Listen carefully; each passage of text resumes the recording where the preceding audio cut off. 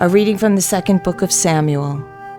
In those days, all the tribes of Israel came to David in Hebron and said, "Here we are, your bone and your flesh.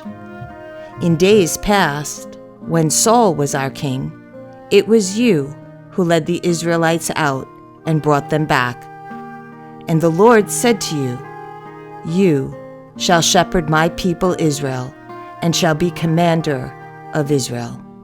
When all the elders of Israel came to David in Hebron, King David made an agreement with them there before the Lord, and they anointed him King of Israel."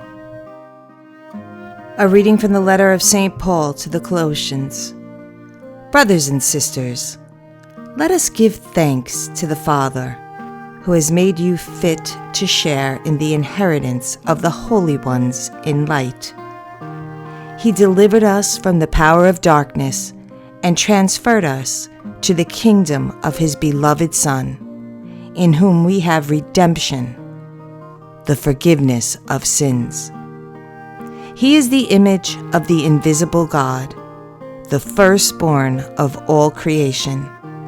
For in him were created all things in heaven and on earth, the visible and the invisible, whether thrones or dominions or principalities or powers. All things were created through him and for him. He is before all things, and in him all things hold together. He is the head of the body, the church. He is the beginning, the firstborn from the dead, that in all things he himself might be preeminent. For in him all the fullness was pleased to dwell, and through him to reconcile all things for him, making peace by the blood of his cross, through him, whether those on earth or those in heaven. A reading from the Holy Gospel according to Luke.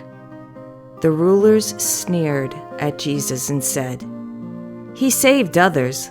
Let him save himself, if he is the chosen one, the Christ of God." Even the soldiers jeered at him.